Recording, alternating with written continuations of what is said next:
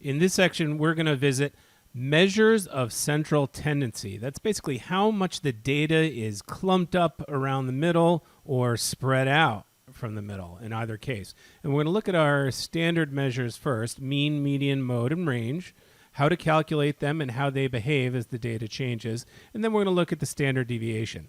So let's get to it. Let's start with the mean. As you probably already know, it's an average. It's the same thing. And it's essentially the sum divided by the account. What would the mean of the set 1, 2, 3 as shown be? Well, it would be the sum. That's going to be 1 plus 2 plus 3 divided by the count. There are 3 elements in my set, so it would be divided by 3. That's simply going to be 6 divided by 3 equals 2. That is my mean right there, 2. Doesn't necessarily have to be a particular value. It's going to be the calculated sum divided by the count. How about the median? The median is the middle number, so you'll have exactly half the numbers greater than or equal to the number and half the numbers less than or equal to the number. That might be a good way in many cases to actually calculate the middle or median number if you're looking at a set of data. So let's look at the same set, 1, 2, 3. What's the median? Well, if I lay out my set in order, which in some problems you have to do that just to make sure you're correctly calculating the median, and I go to the middle number. The middle number here is 2. I've got one number below it and one below it, about exactly half above and half below. 2 is my middle number. So by the way, notice that's the same as my mean in this case. Interesting thing to note. If your data is symmetric around the middle, in other words, I go -1, +1, if I go up from my middle number the same amount as I go down from the middle number, i.e. symmetric around the middle, then my mean equals my median. And that can be really useful to know for a number of different reasons and save you time on some calculations. For example, suppose I had an arithmetic sequence and it started with -50 and went up to 350, and I wanted to calculate the sum of that sequence, the series summation. Well, one easy way to do that is the mean times the count of the number of terms. Well, how do I find that mean? Do I really want to necessarily do sum and divide by the count on maybe 100 plus terms? No. All I have to do is note my mean will be the same as the median because all arithmetic sequences are symmetric around the middle. And there's an easy way to calculate that middle number. It's just the average of the first number and the last number. So it'd be -50 plus 350. That's plus 300 divided by 2. My mean would be 150, and then I can multiply by the number of terms to get that summation. So the fact that the mean equals the median for symmetric data can be useful in certain cases. Okay, what about the median? Are we done with that? No. Notice we had an odd number of elements in the set. You might be aware if I had an even number of elements in my set, suppose the set were instead 1, 2, 3, 4, trying to keep them simple for demonstration purposes. My median or middle number, well, there is no middle number. It's right there. Uh-oh. No, it's the average of the 2 middle numbers. So in this case, it would be 2 plus 3 divided by 2, which is 5 halves, or 2.5. That would be the median of a set with an even number of elements. Always take the average of the middle 2 numbers because there's no one middle number. Okay, how about the mode? The mode, you might forget it sometimes, but it's the most often or most frequently appearing number. So suppose I had the set 1, 2, 3, 3, 4. 3 appears twice. That's the most often appearing number. 3 would be the mode of this data set. By the way, what if I also had another element, 1, in this set? Well, 1 and 3 would be the modes. I have a bimodal data set. I can have a multimodal data set. No reason you're just stuck with one mode necessarily. Okay, how about the range? The range is the high minus the low. So suppose I had this at 1, 7, 9, 11. It's going to be my highest value minus my lowest value, which is 11 minus 1 would equal 10. That would be my range for that set. Now, be careful. Make sure you know how to read, say, box plots, for example. Might look something like this. And here, essentially what you'd be looking at is this value, whatever it would be your median. This would be the 25th percentile of the data, that is a quarter below and 3/4 above. This would be the 75th percentile of data, a quarter above, 3/4 below. This would be your low, and this would be your high. So my range would be the high minus the low, but there are other measures like the interquartile range, which is the 75th percentile minus the 25th percentile. So make sure you know and are able to read different types of graphs in terms of the range and some of these other measures.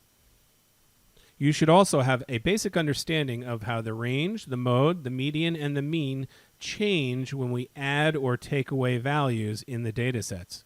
So let's take the following dot plot. We have the range, mode, median, and mean calculated. Let's just quick go through that. The range would be the 9, the high minus the low. That's 9 minus 2 or 7. The mode would be the most frequently appearing, which is 5. The median, we'd have to count the one that's right in the middle, so as many above and below. So I might count up from side to side. 3 in, 3 in, 2 more in, 2 more in, then 1 in, 1 in, and the remaining are right there at 5, so it's going to be one of those. My median will fall in the range of 5. My mean will be the sum of all of them. If I add up 2 times 1, 3 times 2, 4 times 3, 5 times 4, taking the value multiplied by the frequency, 6 times 2, 8 times 2, and 9 times 1, I'll get 77. In all, there are 15 dots in my plot, so that would be 77 fifteenths, or 5 and 2 fifteenths. Somewhere just above 5 is my mean. Obviously, this is not symmetrical, so my mean does not equal my median here. What happens when I add a new data point at 20? My range changes from 7 to become now 20 minus my low, which is 2. It's 18. Notice my range, if I add a new outlier, my range expands 1 for 1 with the increase of that value, the amount of difference or extra value that high outlier point is. So that's a dramatic change in the range. How about the mode? Well, my mode is still the most frequently appearing number, and that's still 5. My mode does not change. The range changes a lot. The mode doesn't change at all. How about my median? Well, now I'm going to be the middle of, let's count inward. 1, 2, 3, 4, 1, 2, 3, 4, 2, and 2. My median still falls right in 5. My median stays the same. Might be a slight difference, but not much. It's going to be kind of like the mode. Perhaps no change, very little. How about the mean in this case? How much does that change? Well, I'm adding 20 to my sum, so it now becomes a mean calculation of 97. 77 plus 20 divided by 16 now, which now becomes over 6, or 6 and 1/16. That's my average. My mean went up by approximately 1.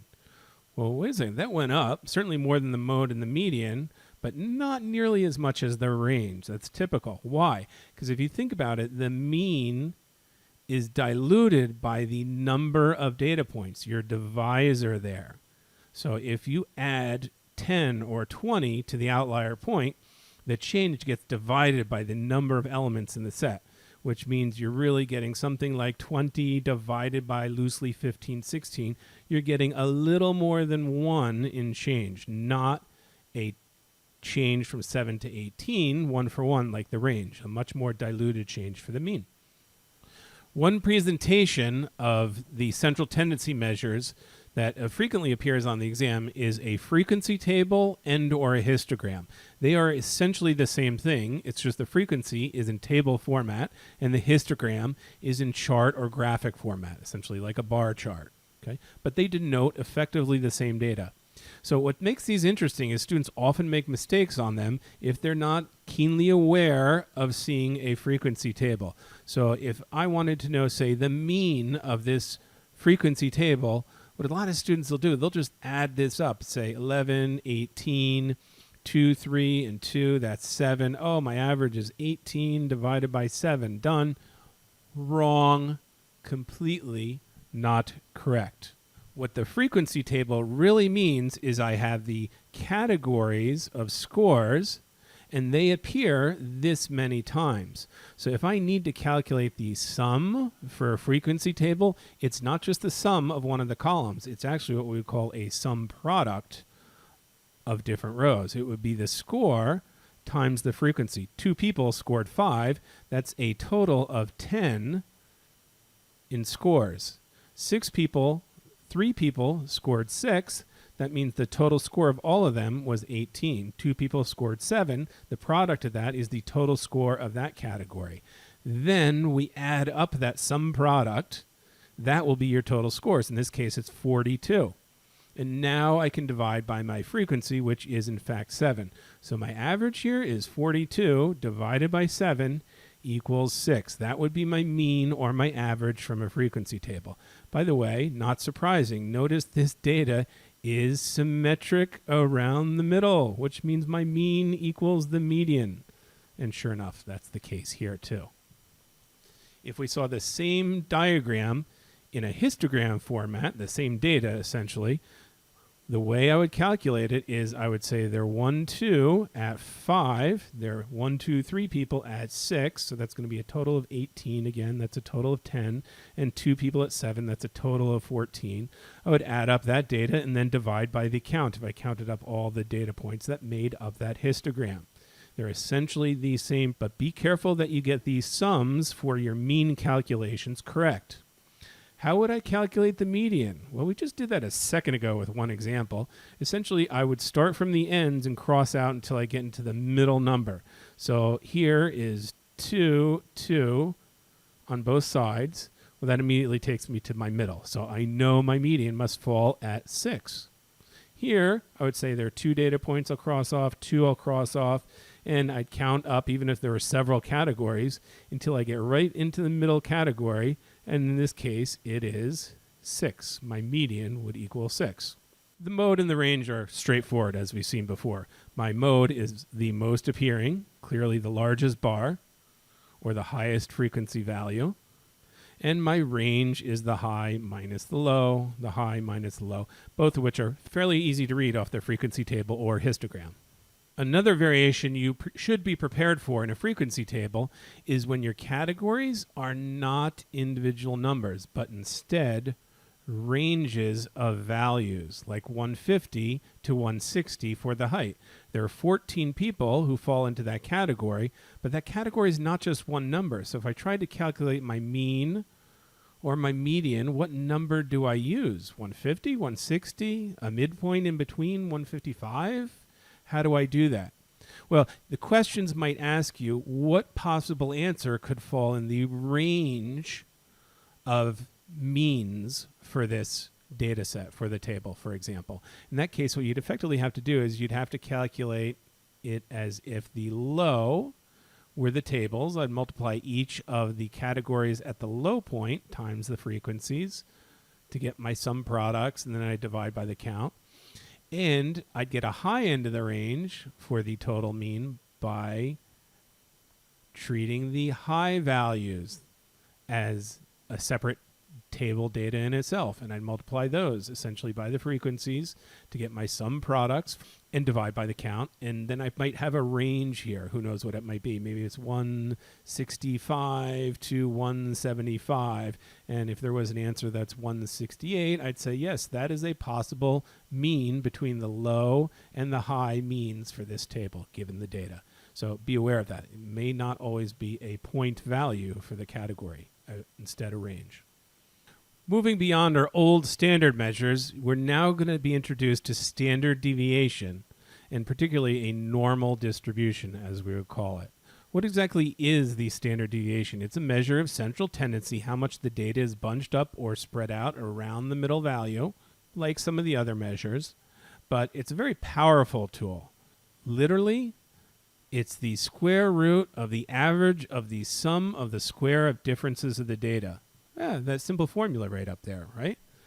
How are you going to calculate that? Well, here's the truth. You're not going to calculate it. Even on the calculator portion of the exam, where you could probably plug in standard deviation into your calculator, in most cases you would have to, You don't need to. You just need to understand the concepts and a few key points around the normal distribution and how standard deviation behaves. That's going to be sufficient to answer almost every related question on the SAT.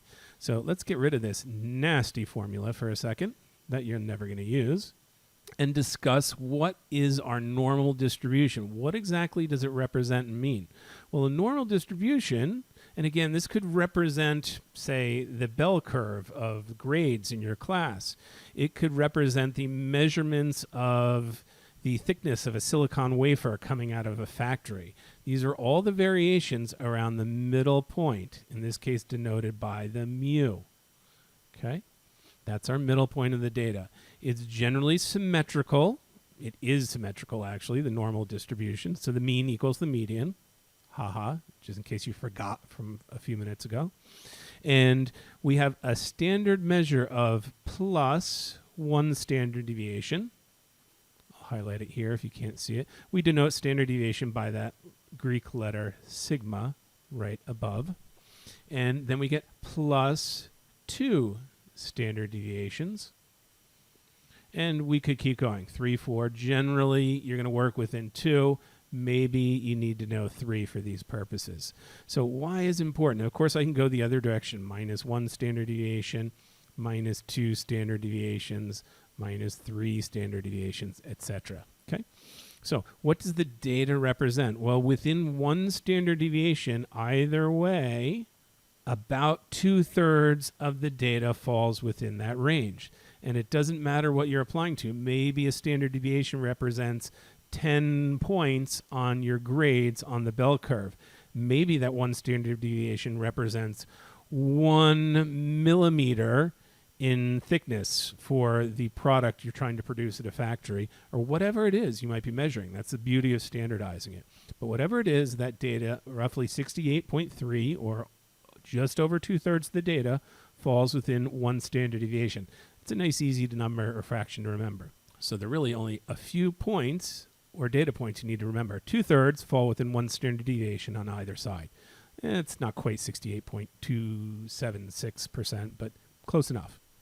Within 2 standard deviations, 95.4% of the data will fall in. So I just roughly remember 95% will fall within 2 standard deviations. Within 3, we're getting so small for our purposes practically on the exam, you're not really going to see it. It's 99.7%. For our practical problem purposes, it's all. Now, that's not true. If we look at actual production factories and grades, we go out to 6 Sigma. There's 6 Sigma awards for factories, which are literally, getting to within 6 standard deviations. That's going to be 99.999999. You get the idea. So it actually has practical effect. But for our purposes, we really care about 2 data points. 2/3 fall within 1 standard deviation on either side. 95% fall within 2 standard deviations on either side. And for all practical purposes, all the data falls within 3 standard deviations. So we can use that on problems. Suppose this curve represented IQs. And let's say the average IQ of students was 100. And 10 points was the standard deviation. Standard deviation equals 10 points of IQ. The average IQ was 100. So that means plus 1 standard deviation would be a 110 IQ, plus 2 would be a 120 IQ, plus 3 standard deviations would be a 130 IQ. And the other way would be 90, 80, 70. So now we can ask a few questions of our data set and our problem. I might ask, if 130 is genius IQ, 130 or greater, how many people out of 1,000 would be geniuses? Well, we'd expect 2.2%, which is the amount on this side just from here outward. That's 2.1%, and outside of that, 0.1%. Essentially 2.2% of 1,000, which would be 22 students. Out of 1,000 students, I'd expect 22 of them would be what we would call genius on an IQ scale. Okay? How many students would fall within one standard deviation? Or to say it differently, how many students have an IQ between 90 and 110 from our 1,000 students? Well, I'd expect right away about 2/3 that fall within one standard deviation, or to be more exact, 68.7% out of 1,000, that would be 687 students have an IQ between 90 and 110, as I would expect from a normal distribution. So again, if we know our normal distribution, understand what it represents as a standardized measure, we can remember two basic numbers. 2/3 fall within one standard deviation, 95% fall within two standard deviations. I can take sort of any problem with the number of people given to me and give you a quick number and estimate of how many will meet the conditions on the particular problem. And we see those types of problems on the SAT related to this particular topic. Here's another problem you might run into. Let's suppose we had the same amount of data in two sets. One followed our normal distribution shown there in blue. The other is evenly spread out across the same range. So which of these two has the smaller standard deviation? The normal distribution. It's bunched up around the middle, so the standard deviation is less. Here, the data is spread out more to the ends, so the standard deviation is greater. The SAT covers a couple core ideas from statistics in regards to experiments and survey design. The first one, many students might say, oh, it's a little bit of common sense, and that's probably true. But here are the key ideas you want to make sure you take to heart when looking at these types of problems. What is the right survey group? And they'll give you different options. You have to select the correct one. For example, if I want to survey or find out about what most students in the county think about a particular high school class, would I survey students in just one township to ask them the question? No, that does not represent the entire county, which is what we're trying to answer in the survey or the experiment. Would I survey the students all around the state? No, I wouldn't. I want a group that represents the target audience for what I'm trying to accomplish. Would I survey middle schools? No, I want high schools.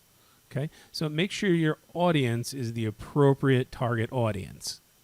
Number two, randomize. That essentially means make sure your survey or experimental test cases are unbiased. So what do I mean by that? Well, if I went and I surveyed the football team about should we spend more money on the physics classes, you might get a very different answer than if you went and surveyed the physics club about whether we should be spending more money on physics classes. So you want to make sure your set is chosen randomly in an unbiased fashion. Other examples of that might be, well, if I wanted to survey people about whether we should spend more money on the parks, I probably wouldn't go to the playground in the park to do that survey. It'd be a very biased audience. So again, we want to make sure we're targeting the right audience and our group is selected randomly in an unbiased fashion. If you can stick to those metrics, you're most likely to ferret out the correct answer for these types of questions. Okay. Number two, margin of error. This type of question creates some confusion, in part to understand what it actually means. So let's say, for example, I did a survey and I found that 80% of people will vote for the incumbent president in the elections. And I can say that with a 95% confidence level. This is not like a probability. I'm not saying 95% of people will vote for the incumbent president. That's not what it is. It's saying that 80% will vote is a statement of what is likely true.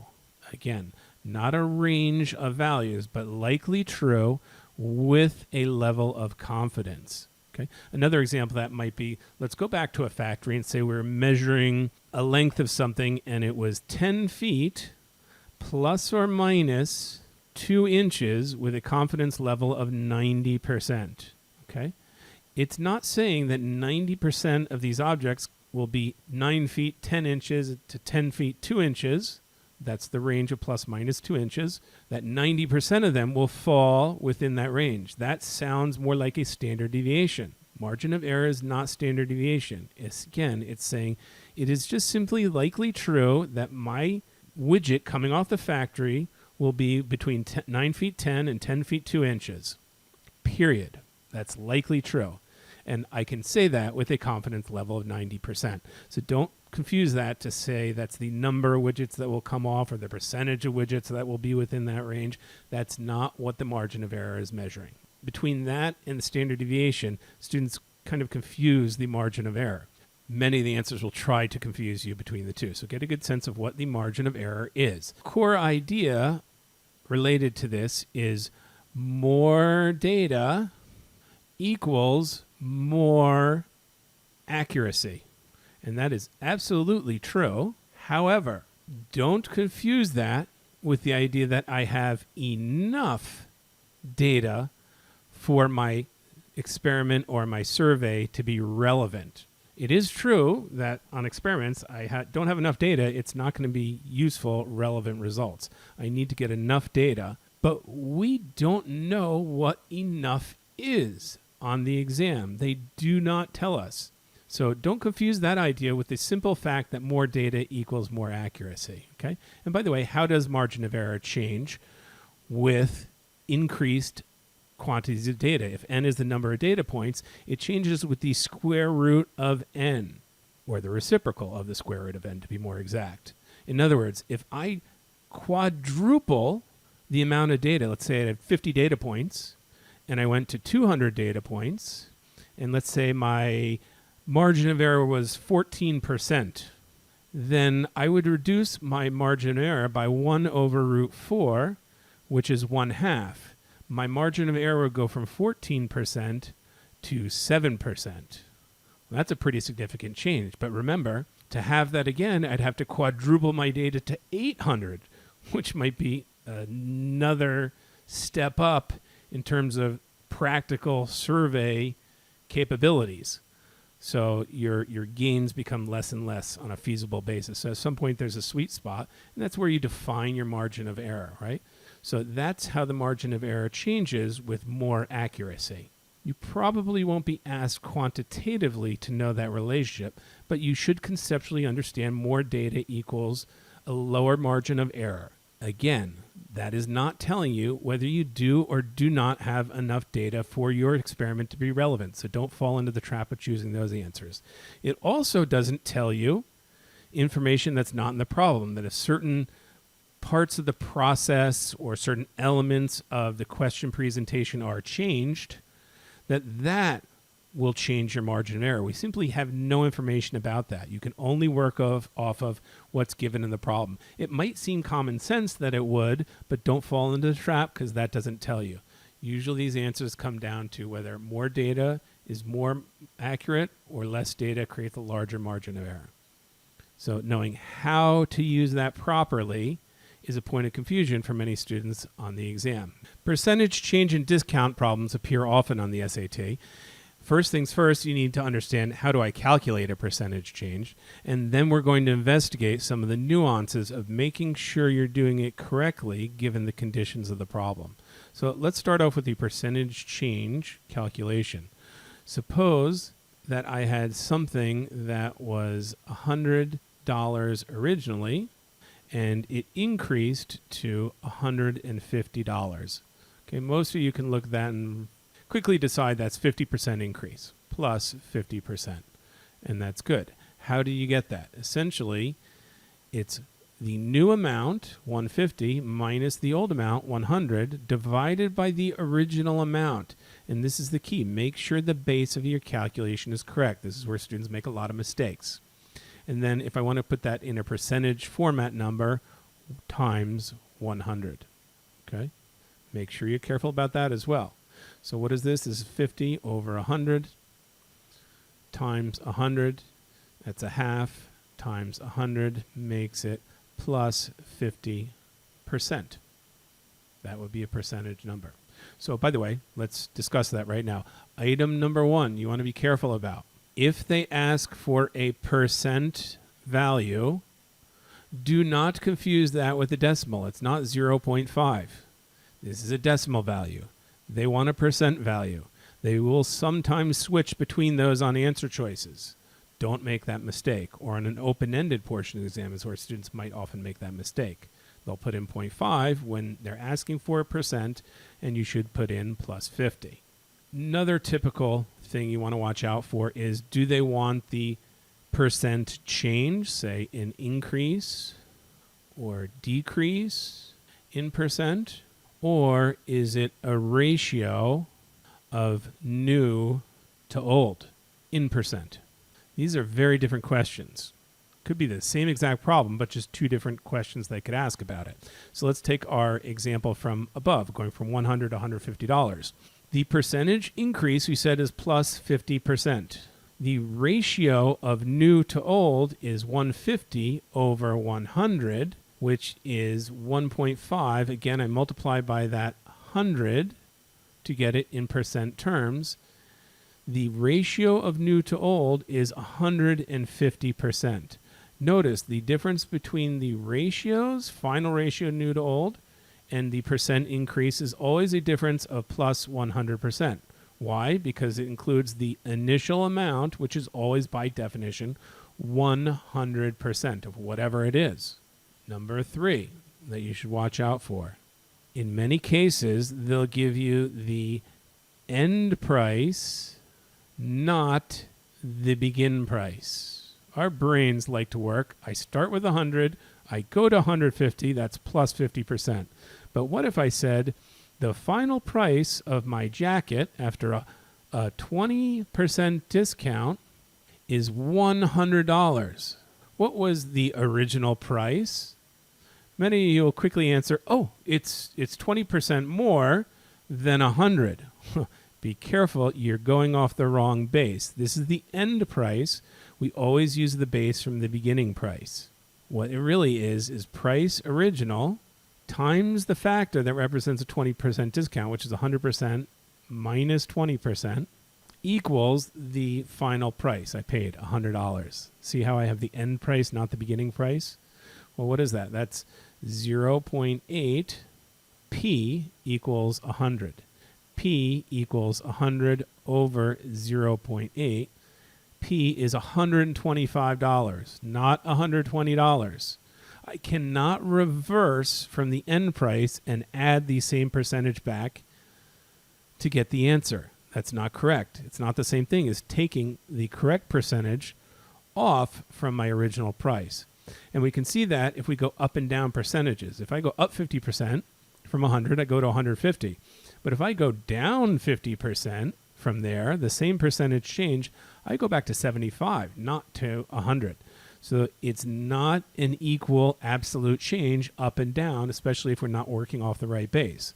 That's why the base or denominator in your percentage change calculations must be the original amount. You must get that correct.